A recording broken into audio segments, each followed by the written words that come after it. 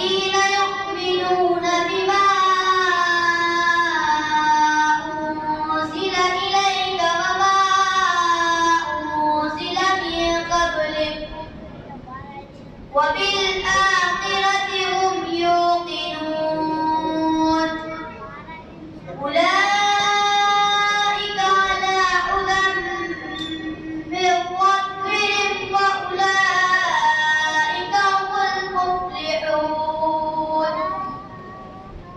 إن الذين كفروا سواء عليهم أأنذرتهم أم لم تنذرهم لا يؤمنون إنما تنذر من اتبع الذكر وخشي الرحمن بالغيب واضرب لهم مثلا أصحاب القرية إذ جاءها المرسلون صدق الله العظيم.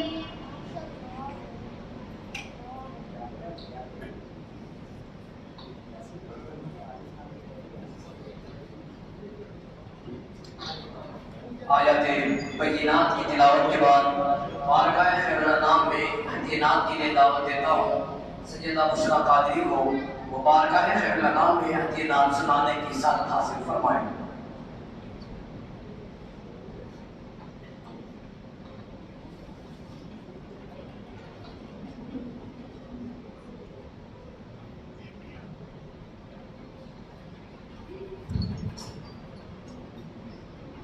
السلام علیکم ورحمۃ اللہ وبرکاتہ۔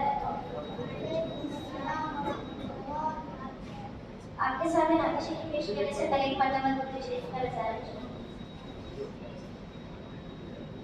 میری بات بن گئی ہے ماں، میری بات بن گئی ہے، تیری بات کرتے کرتے سلام، تیری بات کرتے کرتے تیرے شہر میں آؤں، تیرے شہر میں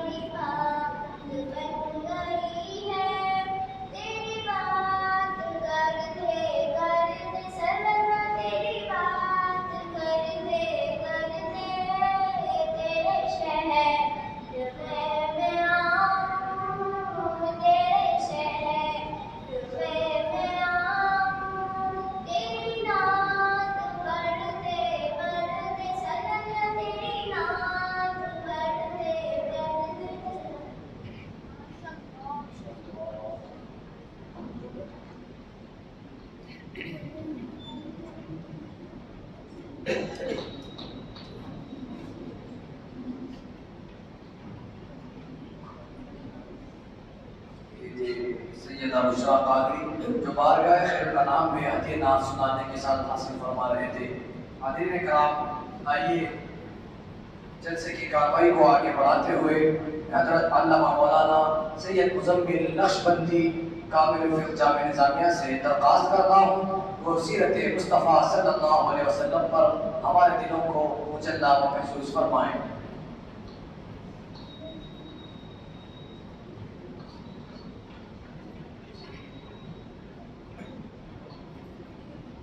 السلام علیکم ورحمۃ اللہ وبرکاتہ۔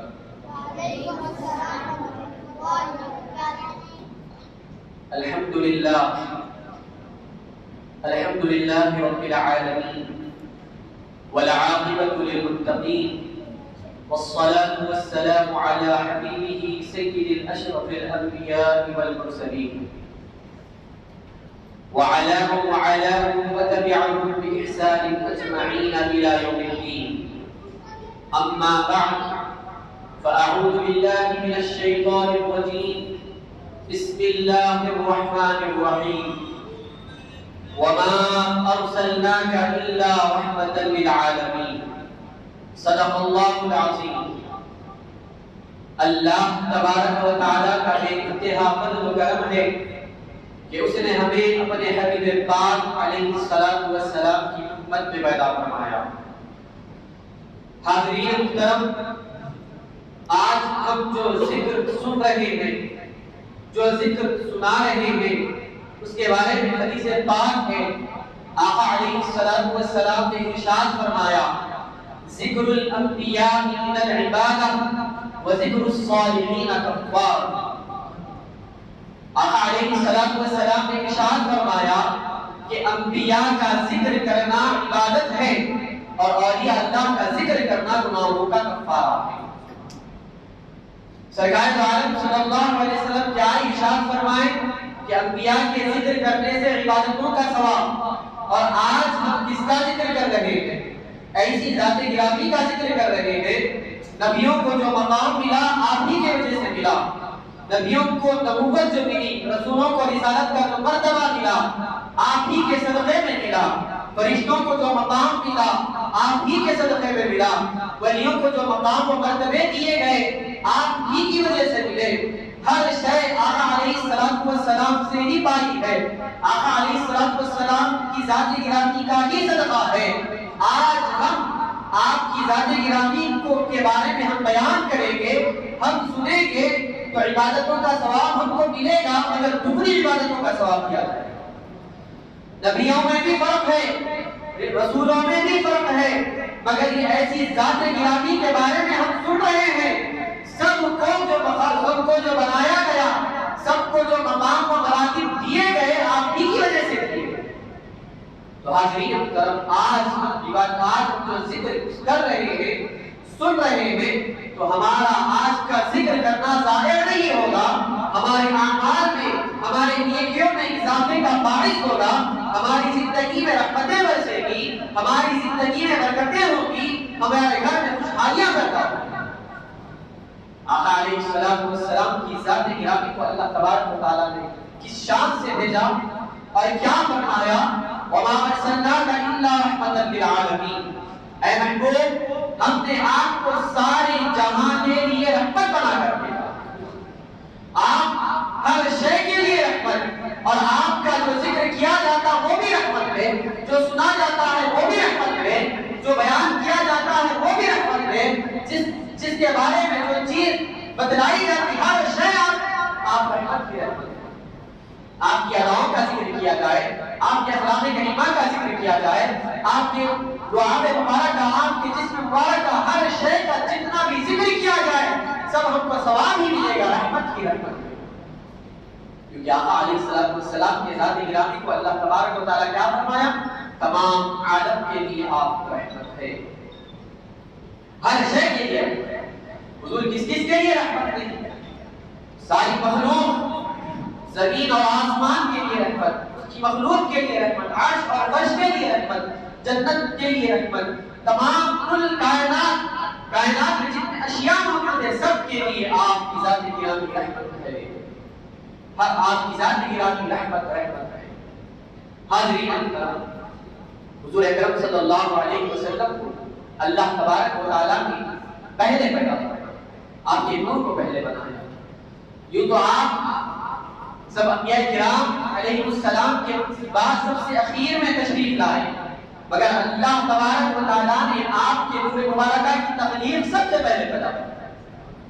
حضور اکرم صلی اللہ علیہ وسلم نے ارشاد فرمایا اول ما خلق اللہ نوری، اللہ نے سب سے پہلے اب میرے نور کو پیدا کیا، میرے نور کی سب سے پہلے تخلیق کی ہے۔ حضرت جابر رضی اللہ تعالیٰ عنہ سے روایت ہے، آپ فرماتے ہیں آقا علیہ السلام کی بارگاہ میں عرض کرتے ہیں میرے ماں باپ آپ پر قربان یا رسول اللہ صلی اللہ علیہ وسلم، مجھے بتلائیے کہ اللہ تبارک و تعالیٰ نے ساری کائنات میں سب سے پہلے کون سی چیز کو پیدا کیا؟ تو آقا علیہ السلام نے ارشاد فرمایا اے جابر، بے شک اللہ تبارک و تعالیٰ نے کائنات سے پہلے، ہر شے سے پہلے تمہارے نبی کے نور کو اپنے نور سے پیدا کیا، اور وہ نور قدرت الہی سے جہاں چاہتا تھا وہاں سیر کرتا رہا۔ اس وقت نہ لوح تھی، نہ قلم، نہ جنت، نہ دوزخ، نہ زمین، نہ آسمان، نہ عرش، نہ فرش، نہ انسان، نہ جن، کوئی شے موجود نہ تھی، بلکہ رب اللہ تبارک و تعالیٰ کی ذات گرامی تھی۔ اللہ تبارک و تعالیٰ اپنے نور سے اپنے حبیب پاک علیہ السلام کی تخلیق فرمائی۔ حاضرین محترم، وہ نور مبارکہ جب دنیا میں ظاہر ہوا، کس شان سے تشریف لائے آقا علیہ السلام،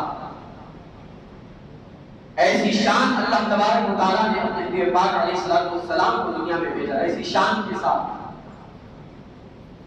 طرح طرح کی سرفرازیاں فرماتا رہا، اور حضور اکرم صلی اللہ علیہ وسلم کی آمد سے قبل بہت اچھے انتظامات فرمایا۔ حاضرین محترم، حضور اکرم صلی اللہ علیہ وسلم کی ولادت مبارکہ کی شان سے ہوئی، اللہ تبارک و تعالیٰ نے سارے فرشتوں کو حضور اکرم صلی اللہ علیہ وسلم کے استقبال کے لیے بھیج دیا، جنت کو سجا دیا گیا، ملائکہ استقبال کے لیے حاضر ہو گئے، سمندر کی مخلوق آپس میں ایک دوسرے کو مبارکبادیاں پیش کرنے لگی، پہاڑ کا سینہ کشادہ ہو گیا، زمین کو مزین کر دیا گیا، آسمان کو روشن کر دیا گیا۔ حضور اکرم صلی اللہ علیہ وسلم کی آمد کی خوشخبری میں اللہ تبارک و تعالیٰ نے آسمان پر ایک ستون کو نصب فرمایا جو زبرجد اور یاقوت کا ہے، اور حوض کوثر کے پاس اللہ تبارک و تعالیٰ نے حبیب پاک علیہ السلام کو بھیجتے وقت 70,000 درخت لگوائے، خوشبودار درخت لگوائے، اور وہ درخت جنتیوں کے لیے کیا گیا۔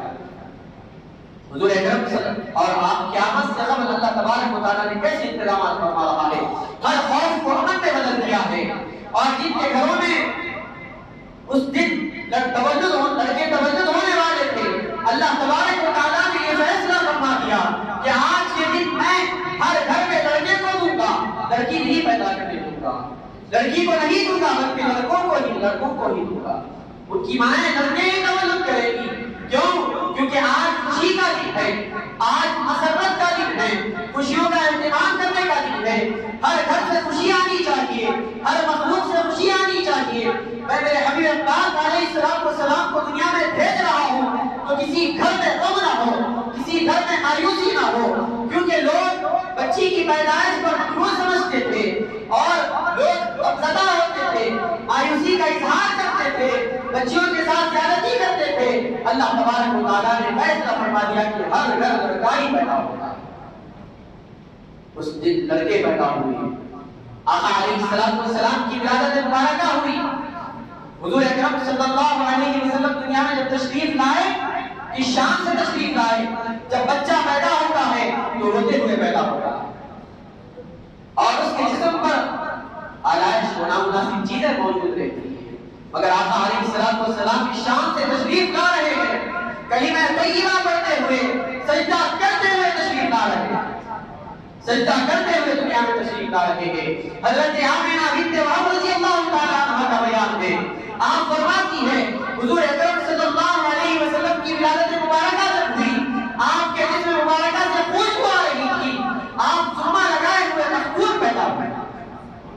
تجمہ لگائے ہوئے مخدوم پیدا ہوئے، کوئی آلائش و نامناسب چیز آپ کے جسم مبارکہ پر موجود نہ تھی۔ اس شان سے آپ دنیا میں تشریف لائے، سجدہ کر رہے ہیں۔ اور حاضرین محترم، میں اختصاراً عرض کر رہا ہوں، انشاءاللہ تعالیٰ آگے تفصیلات کے ساتھ بتلایا جائے گا۔ حضور اکرم صلی اللہ علیہ وسلم کی آمد کی وجہ سے نور ہی نور کا سما چھایا ہوا ہے، ہر طرف نور ہی نور ہے۔ آپ کی واضح ماجدہ بیان کرتی ہے کہ مجھے ملک شام نور کی وجہ سے ملک شام کے محلات نظر آنے لگے۔ اللہ تبارک و تعالیٰ ولادت کی خوشی کے موقع پر 3 مقام پر جھنڈوں کو نصب فرمایا، ایک مشرق کی طرف، دوسرا مغرب کی طرف اور ایک کعبۃ اللہ شریف کے پاس۔ 3 جھنڈے خوشی کے موقع پر اللہ تبارک و تعالیٰ نے نصب فرمایا۔ حاضرین محترم، کیسے شان والے حبیب پاک علیہ السلام کی ذات گرامی ہے، اور اس شان کے ہم جہاں پر جائیں گے، جس کے پاس جائیں گے سب کو سرفراز کرتے ہوئے جائیں گے۔ حضرت حلیمہ سعدیہ رضی اللہ تعالیٰ عنہ بیان کرتی ہیں، آقا علیہ السلام عرب کے لوگ کیا کرتے تھے؟ پہلے اپنے بچوں کو دور دراز مقامات پر بھیجتے تھے دودھ پلانے کے لیے۔ دیگر قبیلوں سے خواتین آتی تھی اور لے کر جاتی تھی، انہیں دودھ پلاتی تھی، ان کو اچھے آبا و ہوا لگے، دور دراز مقام پر لے جاتے تھے۔ کیا ہوا؟ حضرت حلیمہ سعدیہ رضی اللہ تعالیٰ عنہ آپ فخر و فاخر میں گئے، آپ کی اٹھنی بھی کمزور ہے، آپ بھی ارادہ لے کر بچے کو آئی تھی کہ مجھے بھی کوئی اچھے گھرانے کا، مالدار گھرانے کا لڑکا مل جائے، میری جو بددستی ہے وہ دور ہو جائے۔ 10 خواتین کے ساتھ وہ آئی تھی یہ ارادہ کر کے کہ میں بچے کو دودھ پلاؤں گی، جس کی وجہ سے میرے پاس مال آئے گا، یہ ارادے کے ساتھ آتی ہے۔ مگر اللہ تبارک و تعالیٰ کو کچھ اور ہی منظور تھا، آپ کی قسمت کا ستارہ چمکنے والا تھا۔ تو 10 خواتین آئی، ان کی سواریاں بھی اچھی تھی، صحت مند و تندرست تھی۔ حضرت حلیمہ رضی اللہ تعالیٰ عنہ کی سواری صحت کمزور تھی۔ تو لوگ کیا کیے؟ دیگر خواتین کو اپنے بچے دے دیے، مگر ان کا اونٹ کمزور ہے، وہ بھی فخر و فاخر میں ہے، تو کوئی ان کو بچہ نہ دیا۔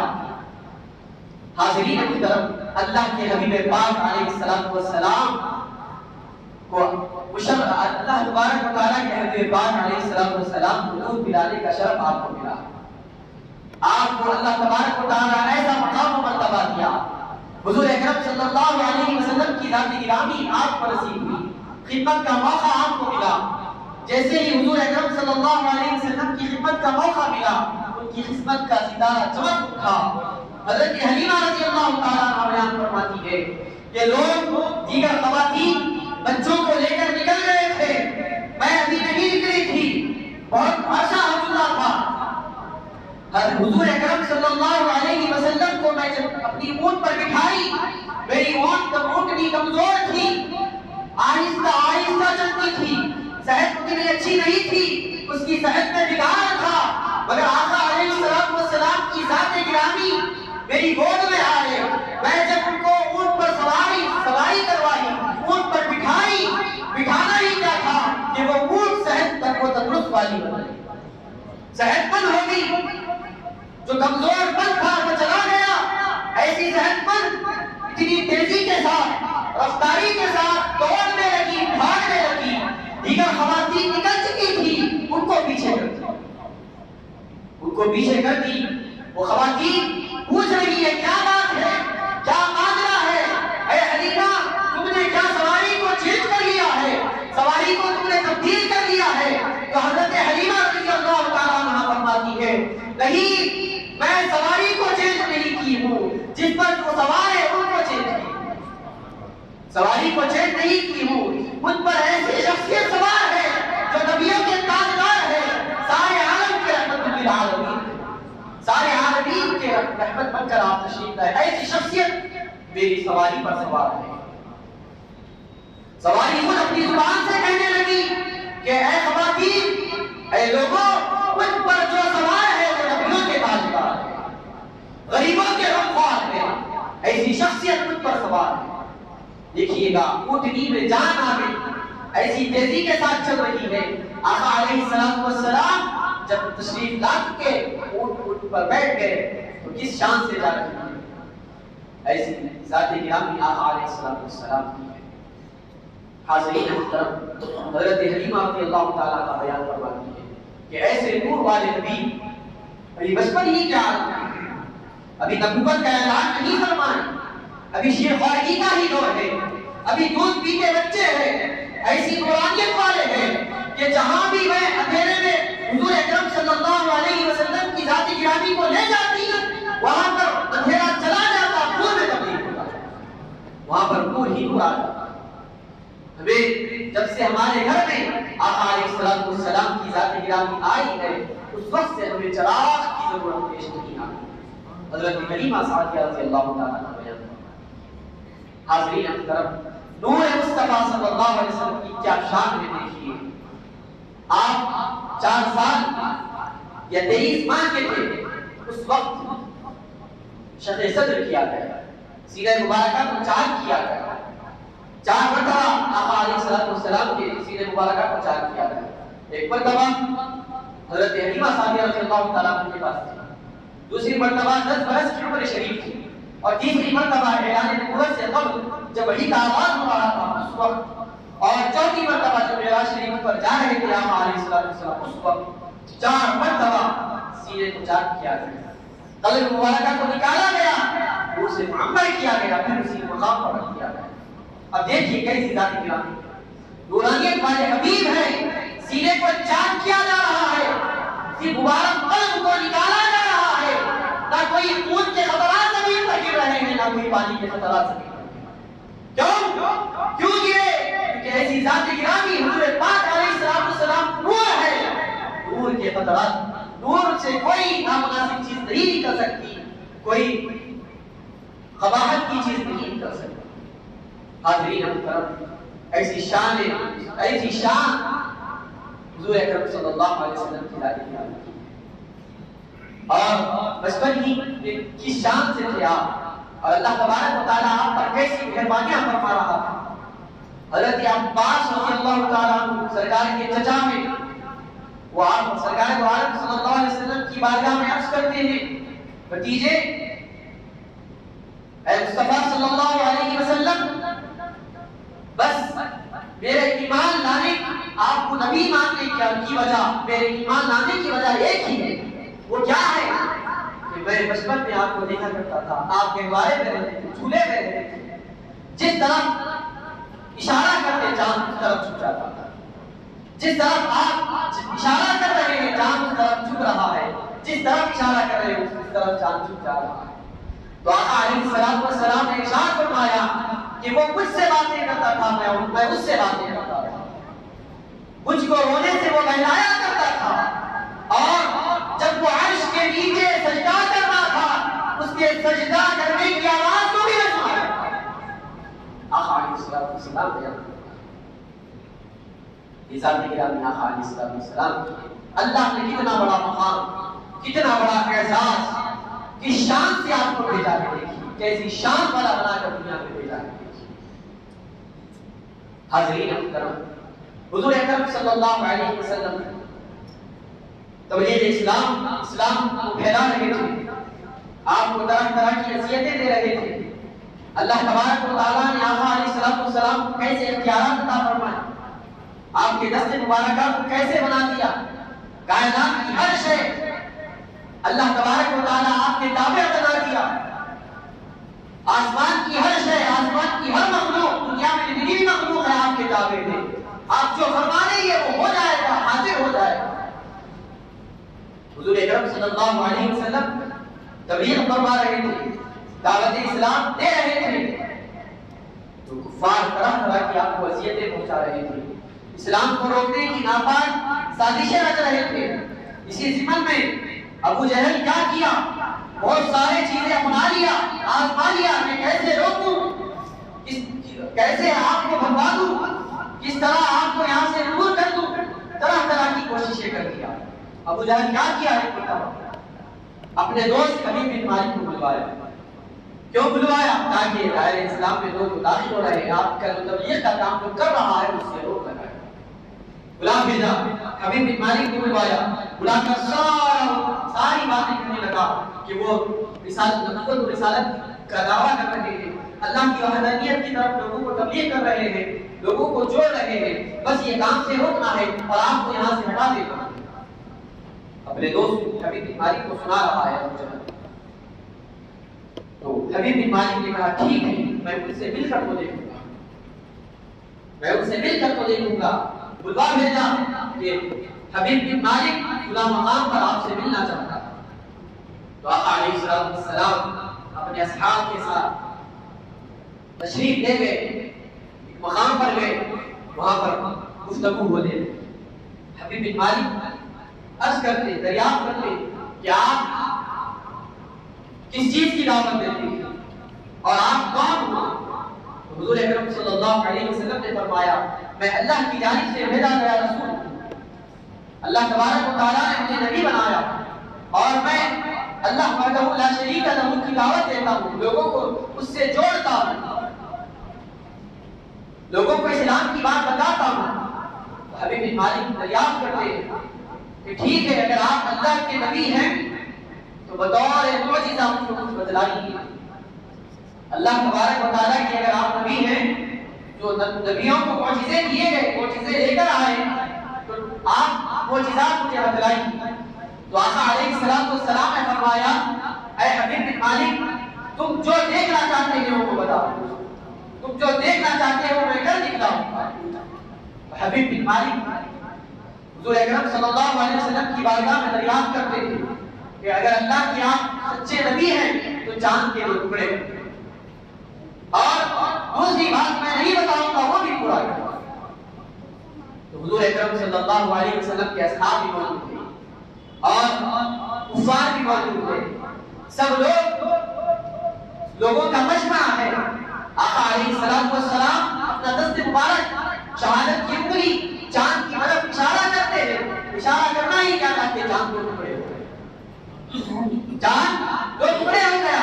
پھر اس کے بعد حضور اکرم صلی اللہ علیہ وسلم پھر اشارہ فرماتے ہیں کہ چاند جڑ جاتا ہے۔ حاضرین محترم، یہ منظر سب نے دیکھا، یہ منظر حضور اکرم صلی اللہ علیہ وسلم کے اصحاب بھی دیکھے، غیر بھی دیکھے، بہت سارے لوگ مشرف اسلام ہو گئے۔ حبیب بن مالک کے دل میں بھی جذبہ ایمانی پیدا ہو گیا، وہ عرض کرنے لگے یا رسول اللہ صلی اللہ علیہ وسلم، اور ایک بات ہے جو 2 چیزوں کا میں مطالبہ کیا ہوں، معروضہ کیا ہوں، ایک چیز تو کر دکھلائی ہے یا رسول اللہ صلی اللہ علیہ وسلم، دوسری چیز وہ کیا ہے بتائیے۔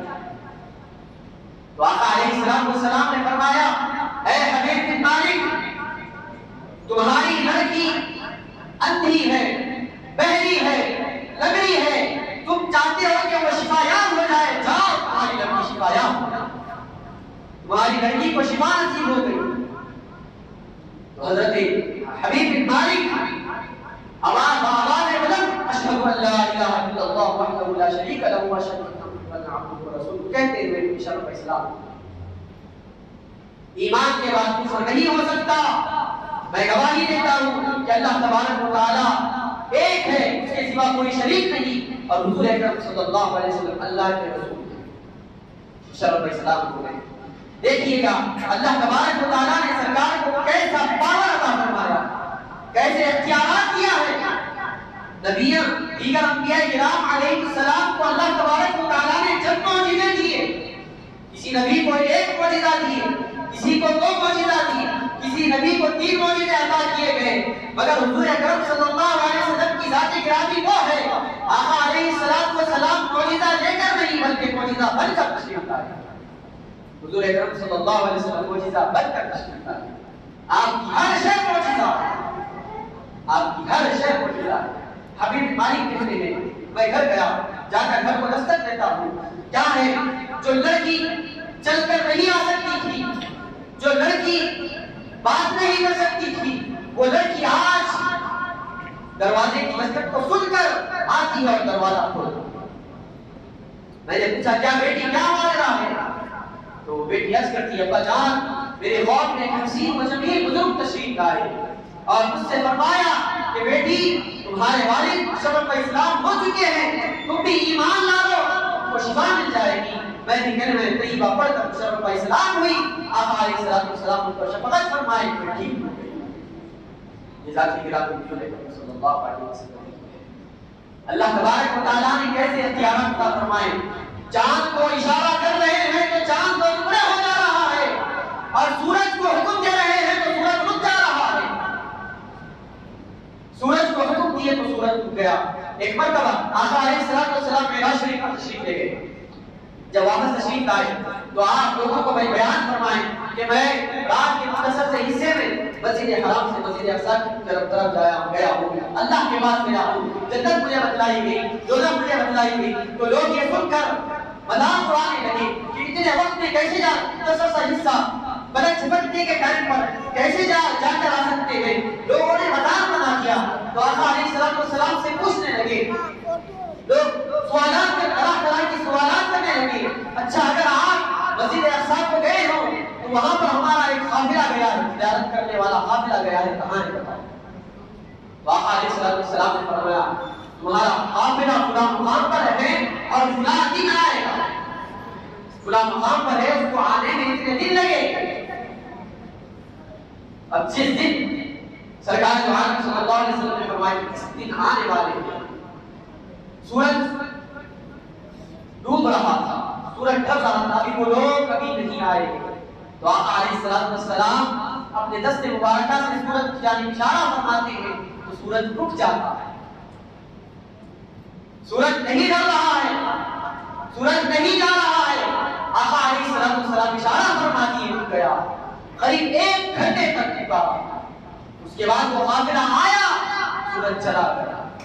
یہ اختیار حضور اکرم صلی اللہ علیہ وسلم کو اللہ تبارک و تعالیٰ نے عطا فرمایا، اور حضور اکرم صلی اللہ علیہ وسلم کو اتنا پیار اللہ تبارک و تعالیٰ فرماتا ہے کہ لوگ جب سوالات کر رہے تھے کہ آپ اتنے مختصر سے حصے میں کیسے گئے، اچھا ٹھیک ہے بتلائیے، مسجد اقصی گئے ہیں آپ فرما رہے ہیں، تو ناپاک ایسے ایسے کلمات آقا علیہ السلام سے کہہ رہے تھے، مذاق اڑا رہے تھے کہ اچھا ٹھیک ہے اگر آپ گئے ہو تو مسجد اقصی میں کتنے ستون ہیں بتلائیے، کتنے پلر ہیں بتلائیے، کیسے کیسے کلمات کے ذریعے آقا علیہ السلام سے وہ کہہ رہے تھے۔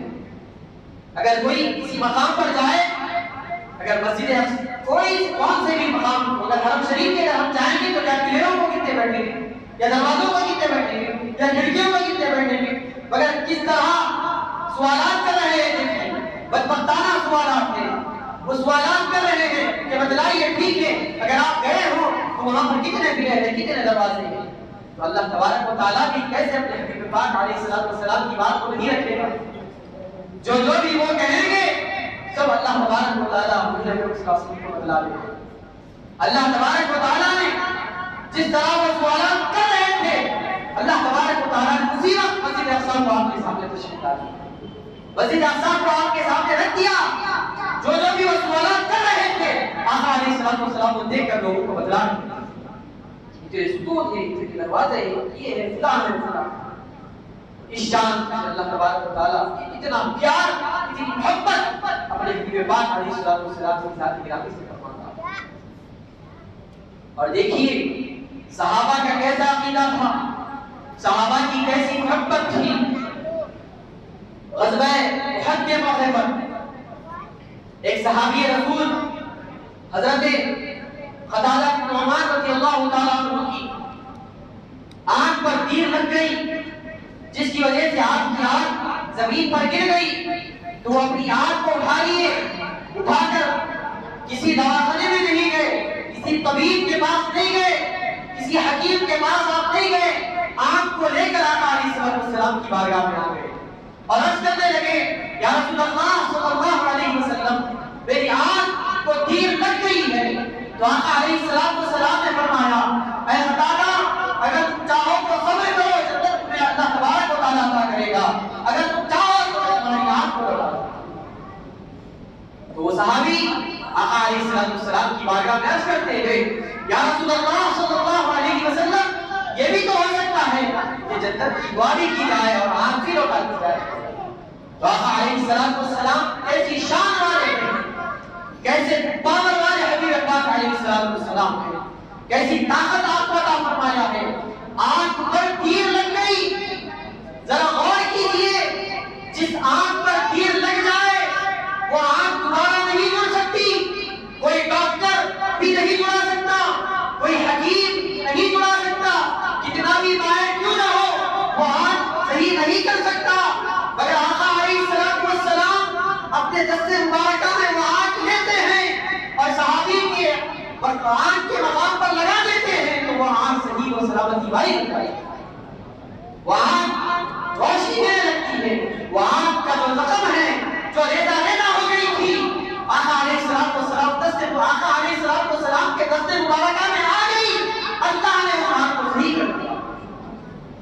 اور یہاں پر صحابہ عقیدہ دے رہے ہیں کہ دنیا والوں آقا علیہ السلام کی بارگاہ میں دعا کرو، جو مانگنا ہے مانگو، عقیدے کے ساتھ مانگو، حضرت پاک علیہ السلام تمہیں عطا کریں گے. تمہیں رسوا نہیں ہوگے، تم رد نہیں کیے جاؤ گے. محبت کے ساتھ ہم نے جس طرح محبت کیا ہے، ہم نے جس طرح عقیدت کا اظہار کیا ہے، ایسی محبتیں ہم اپنے دلوں میں بساؤ. آقا علیہ السلام پر شفاعت فرمائیں گے، تمہاری کوئی بھی دعا رائے گا نہیں چاہیے. یہ صحابہ عقیدہ دیکھیے، مصطفیٰ کے در سے جڑ جاؤ، مصطفیٰ سے مانگو، تم کو ضرور اللہ تبارک و تعالیٰ عطا کرے گا، ضرور تم کو اللہ تبارک و تعالیٰ عطا کرے گا. تو عقیدہ پختہ رکھنے کی ہم کو صحابہ نے تعلیم دی ہے. عقیدے میں پختگی اگر آ جائے تو عمل میں چستی پیدا ہوتی ہے، عمل ہم اچھا کرنے لگتے ہیں، ہماری زندگیوں میں حلاوتیں پیدا ہوتی ہیں، ہمارا جو دل سیاہ ہوتا ہے روحانیت والا ہوتا ہے. کیوں؟ کیونکہ ہمارے دل میں آقا علیہ السلام کی محبت ہے. کسی اور کی محبت میں دل، کسی اور کی محبت کو دل میں نہ بسو. اللہ کی محبت، اللہ کے رسول پاک علیہ السلام کی محبت، آپ کی تعلیمات کی محبت، آپ کے حدیث شریفات کی محبت، قرآن کی محبت، اللہ کے ذکر کی محبت، یہ دلوں میں ڈال دو. یہ اعمال کرتے رہو، کبھی رسوا نہیں ہوگے، کبھی ناکام نہیں ہوگے. یہ صحابہ نے ہمیں درس دیا ہے، صحابہ نے ہمیں یہ تعلیمات دی ہے. آقا علیہ السلام کو دیکھتے تو سارا غم بھول جاتے تھے. کسی شاعر نے یہ شعر پر کہا ہے، بھول جاتے تھے صحابہ ہم عالم اپنے، دیکھ لیتے تھے جو سرکار کو آتے جاتے، دیکھ لیتے تھے جو سرکار کو آتے جاتے. ہم نے عقیدے کو کیا کیا ہے؟ عقیدے کو دنیا کی طرف کر دیا ہے. اگر ہمارا عقیدہ، ہمارا دل اگر آقا علیہ السلام کی طرف جڑ جاتا تو کبھی ہم گناہ کا شکار نہیں بنتے، کبھی ہم رسوا نہیں بنتے. آج پریشان حالتوں میں ذرا اپنے آپ کا جائزہ لیں، کتنی پریشانیاں ہمارے گھروں میں ہیں، ہماری زندگیوں میں ہیں. آج ہماری اولاد بے راہی کا شکار ہو رہی ہے، آج طرح طرح کی اذیتیں ہم تک پہنچا رہی ہے، آج بے حیائی کے کام کو انجام دے رہی ہے، ناحق کے حق و غارت کی ہو رہی ہے، چھوٹی چھوٹی باتوں پر قتل کر رہے ہیں، ہر شے ہو رہی ہے. آج ہم دنیا میں بک گئے، دنیا کی محبت کو بچا لیے، اسی وجہ سے یہ اعمال مسلسل ہو رہے ہیں. اگر ہم نے اللہ کے قرآن کو دیکھتا، سرکار عالم صلی اللہ علیہ وسلم کے احادیث شریفہ کو دیکھتا تو ہم دنیا کی طرف راغب نہیں ہوتے، دین سے جڑ جاتے اور جو گناہ کا کام کرتے ہیں ان کو ہم روک لگاتے ہیں، ان کو ادھر جانے نہیں دیتے.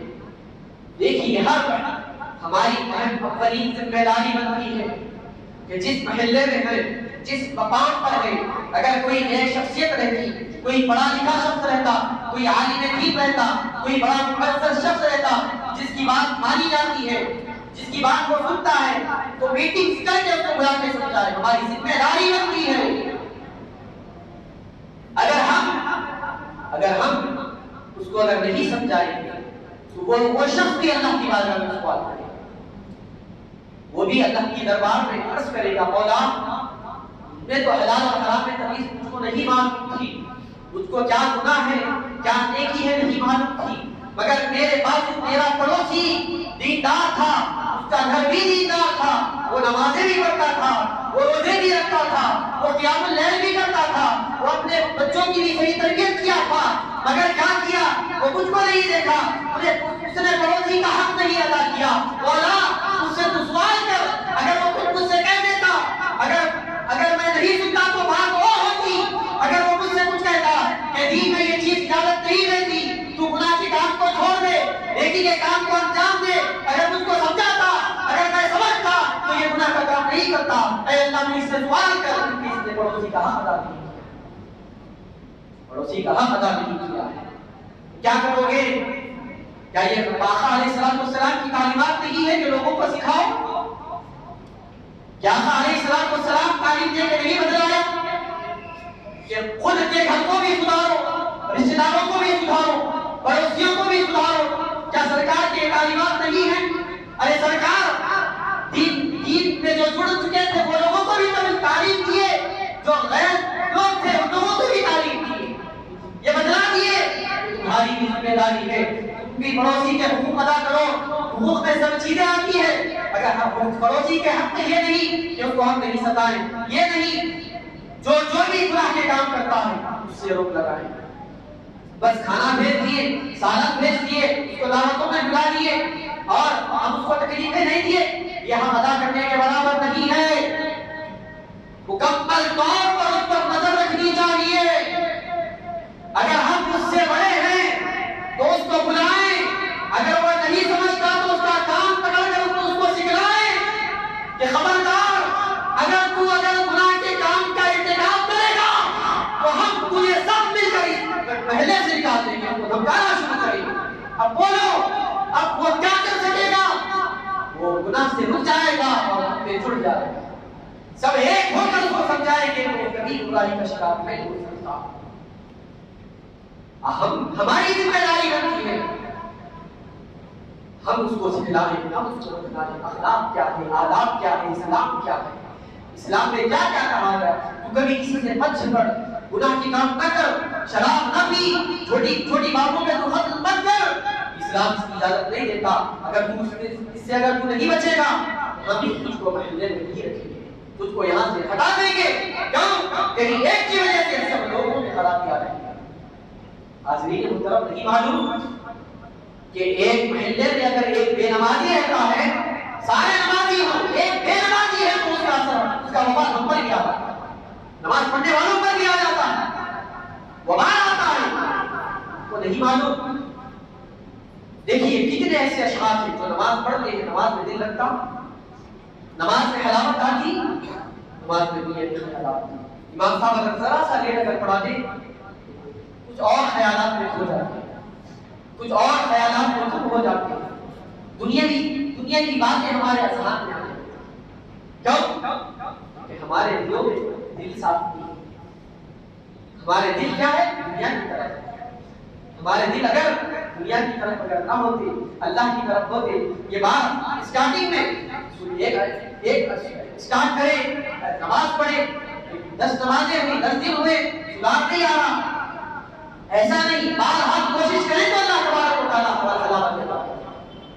نماز کو نہ چھوڑیں، ایک نماز نہیں پڑھنے کی وجہ سے اس کا وبال سارے لوگوں پر آتا ہے۔ دیکھ لیجیے گا اور کیجیے گا، ہماری ذمہ داری ہے۔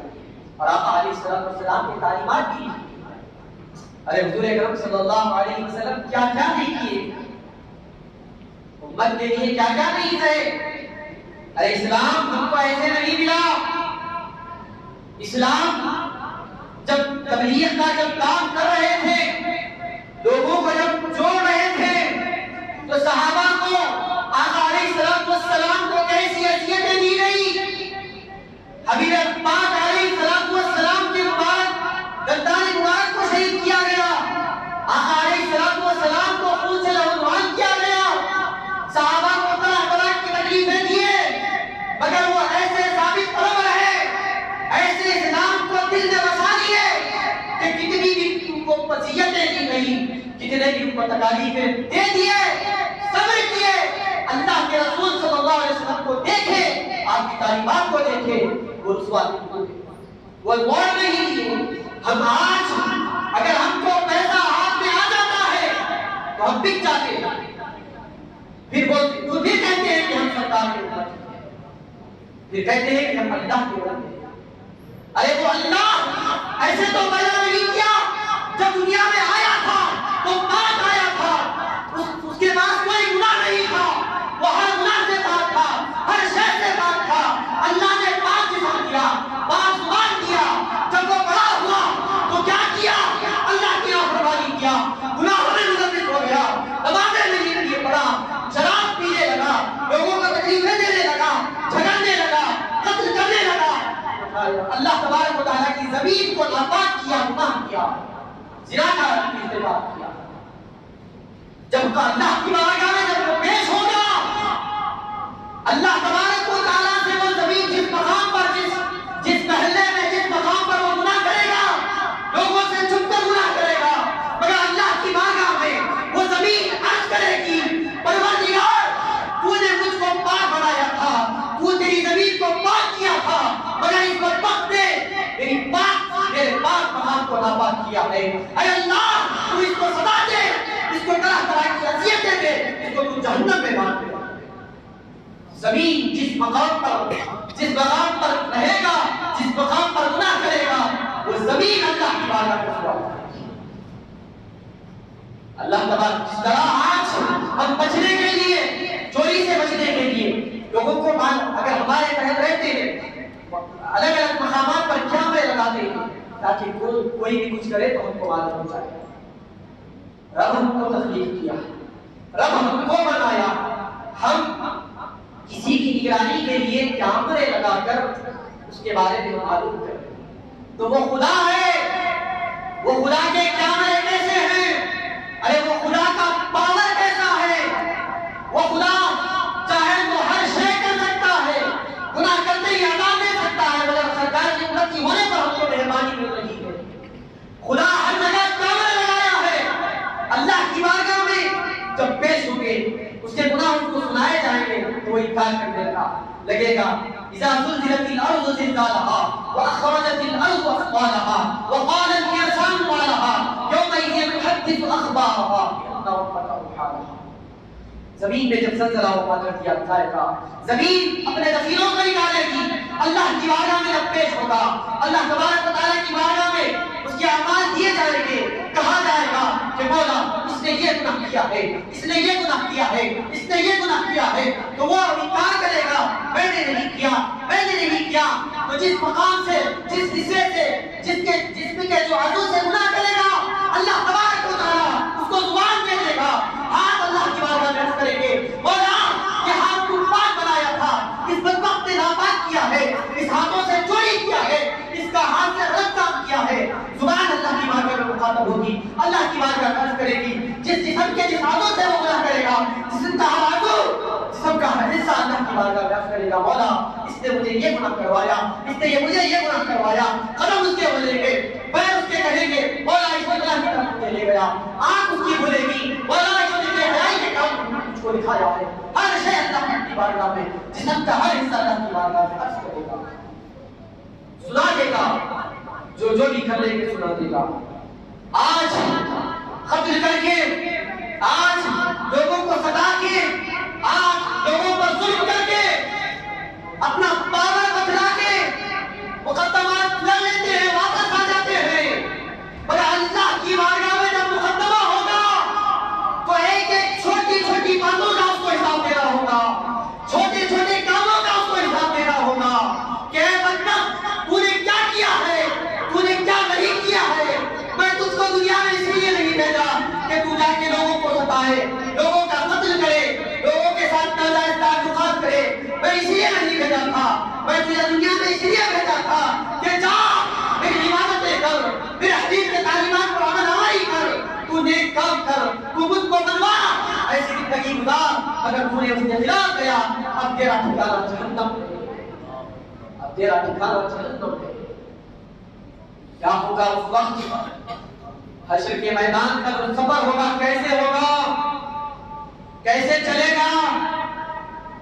کوئی سر کے بل جائے گا، کوئی پیدل چلتا ہوا جائے گا، اور ایسی شدت رہے گی، پیپ جب پوچھے گا تو پیپ کیا جائے گا، اور دوزخ کے کانٹوں کو کھائے گا، دوزخیوں تبارک و تعالیٰ اس کو پیپ پلائے گا، شدت کی وجہ سے پی لے گا، جس کی وجہ سے اس کا جسم ریزہ ریزہ ہو جائے گا، مگر پھر بھی سیراب نہیں ہوگا۔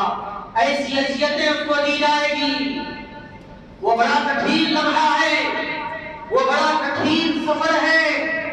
اس سفر سے اگر آسانی سے گزارنا ہو، پلسیات سے آسانی سے اگر گزرنا ہو، تو اللہ کے رسول صلی اللہ علیہ وسلم جو تعلیمات دیے ہیں اس پر عمل کرو۔ اس پر اگر ہم عمل کریں گے تو کامیاب ہوں گے، ورنہ ناکامی کو ملے گی۔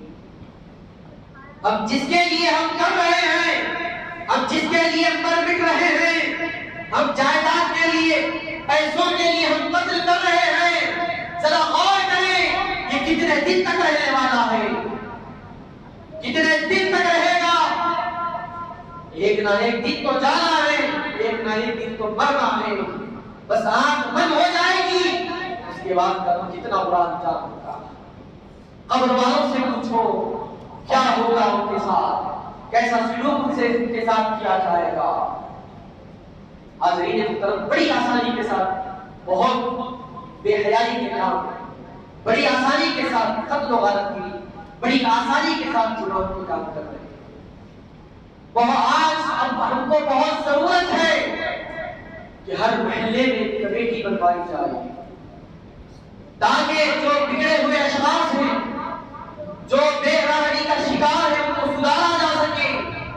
ایسے لوگوں کا اگر بائیکاٹ کیے گے تو ہمارے معاشرے میں سدھار آئے گا، لوگوں میں سدھار آئے گا۔ ورنہ اگر ایک کرا اس کو دیکھ کر اور کرتا ہے، یہ کیوں کر رہے ہیں قتل و غارت کی؟ لوگوں میں رعب اور دبدبہ جمانے کے لیے کر رہے ہیں، لوگوں میں رعب اور دبدبہ جمانے کے لیے کر رہے ہیں۔ اگر میں اس کا حل کر دوں تو لوگ اس سے ڈرنے لگتے ہیں۔ بس دنیا کے لوگوں کے لیے کر رہے ہیں، اپنا خوف اس پر جمانے کے لیے، ایک ایک بارش کے لیے، تھوڑی تھوڑی زمین کے لیے قتل کر رہے ہیں۔ ارے اللہ کے رسول صلی اللہ علیہ وسلم نے فرمایا، ایسی تعلیمات دی ہیں مگر ایسی بدبختانہ حرکتیں وہ انجام دے رہے ہیں۔ اللہ کے حبیب پاک علیہ السلام نے فرمایا، جو کوئی بدبخت شخص ایک بالش کی زمین ہڑپتا ہے، ناحق کے اس کی زمین لے لیتا ہے، اللہ تبارک و تعالیٰ اپنے پاس اس کو جب بلوائے گا کیسا عذاب اس کو دے گا۔ 7 زمین 7 آسمان کا وزن اس کے گلے میں ٹوٹ بنا کر ڈالے گا۔ کیا اٹھا سکیں گے؟ ایک زمین کے لیے جھگڑا، گزن سے، ایکڑوں سے۔ اللہ تبارک و تعالیٰ کے رسول صلی اللہ علیہ وسلم بتلا دیے ہیں کہ لو جھگڑو، کیا ہوگا تمہارا انجام۔ یہ ایسا نہیں کرنا چاہیے۔ اللہ تبارک و تعالیٰ کے عذاب کو کیسے برداشت کرو گے؟ کیسے جائیں گے رب کے پاس؟ حاضرین یہ آقا علیہ السلام ہم کو تعلیم دے رہے ہیں۔ وما آتاكم الرسول فخذوه وما نهاكم عنه فانتهوا۔ رسول اکرم صلی اللہ علیہ وسلم جو عطا کرے اس کو لے لو، جس سے منع کی اسے رک جاؤ۔ بس ہر شے بتلا دی۔ جہالت کے دور میں ہم نہیں ہیں، معلومات کے دور میں ہر چیز معلوم ہے ہم کو، ہم پڑھے لکھے، ہم کو عقل، ہم کو ہمارے دماغ سے سوچنا ہے، ہم کو ہمارے معاشرے کے بارے میں کیا ہو رہا ہے، احوال ہم کو جاننا ہے، اس کو دور کرنے کا راستہ کیا ہے، طریقہ کیا ہے، یہ سمجھنا۔ ارے امت کی فکر کر کے سرکار بتلا دی۔ ارے دیگر اقوام میں جو بھی گناہ کرتے تھے اسی وقت عذاب مسلط کر دیا جاتا تھا، مگر قربان جائے آقا علیہ السلام کے قدموں کا ہم کو صدقہ ایسے ملا کہ گناہ کر رہے ہیں مگر اللہ ہم کو سزا نہیں دے رہا ہے۔ کیوں؟ کیونکہ آقا علیہ السلام کی ذات گرامی کو اللہ نے کہا ہے، میرے محبوب میں آپ کو اتنا پیار کرتا ہوں، اتنا محبت میں آپ سے محبت کرتا ہوں کہ محبوب میں آپ کی مت آپ کی وجہ سے آپ کی مت پر مہربان کرتا ہوں۔ گناہ پر ہم گناہ کر رہے ہیں پھر بھی ہم کو عذاب نہیں ہوتا۔ اللہ تبارک و تعالیٰ ہم کو بولا دے رہا ہے کہ لوگوں سدھر جاؤ، دنیا کی طرف نہ جاؤ، گناہوں کا ارتکاب نہ کرو، رسوائی سے بچنا اگر ہو تو حبیب پاک علیہ السلام کے دامن سے وابستہ ہو جاؤ۔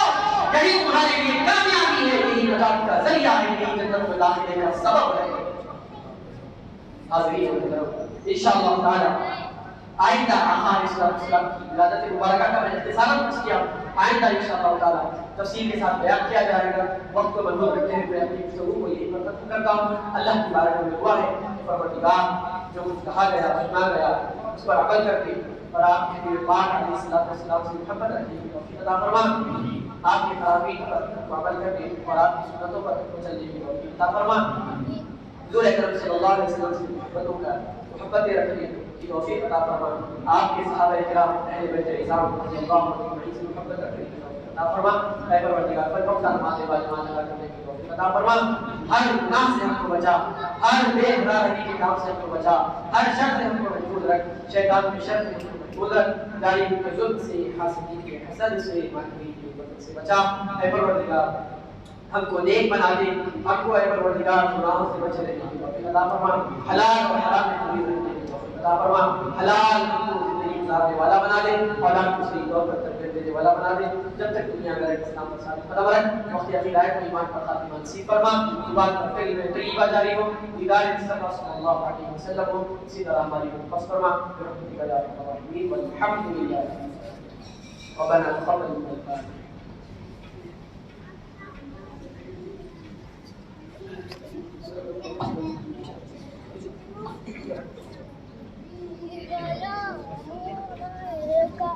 صلی اللہ علی محمد صلی اللہ علیہ وسلم. صلی اللہ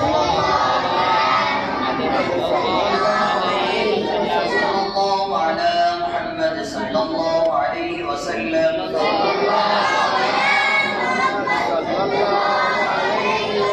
خدا محاذر ہے آستاں پر، سلام خیر الانام لیجئے، رسول اکرم سلام لیجئے، شفیع عالم سلام لیجئے. غلام حاضر ہے آستاں پر، سلام خیر الانام لیجئے، رسول اکرم سلام لیجئے، شفیع عالم سلام لیجئے. بگڑ گئے ہیں سوار دیجئے، گرے ہوئے ہیں سنبھال لیجئے، ہے آپ کا شہوکار سازی، اسی سے اس وقت کام لیجئے. غلام حاضر ہے آستاں پر، سلام خیر الانام لیجئے، رسول اکرم سلام لیجئے، شفیع عالم سلام لیجئے. جو ہٹ گئی آپ کی عنایت تو ہم پہ نازل ہوئی قیامت، نظر سے دنیا کی گر گئے ہیں، اب اپنے گرتوں کو تھام لیجئے. غلام حاضر ہے آستاں پر، سلام خیر الانام لیجئے، رسول اکرم سلام لیجئے، شفیع عالم سلام لیجئے. قصور کرنا ہماری خصلت، معاف کرنا ہے کوئی حضرت، نہیں ہے کو قابل عنایت، پر اپنی عادت سے کام لیجئے. غلام حاضر ہے آستاں پر، سلام خیر الانام لیجئے، رسول اکرم سلام لیجئے، شفیع عالم سلام لیجئے. غریب امت کے پاس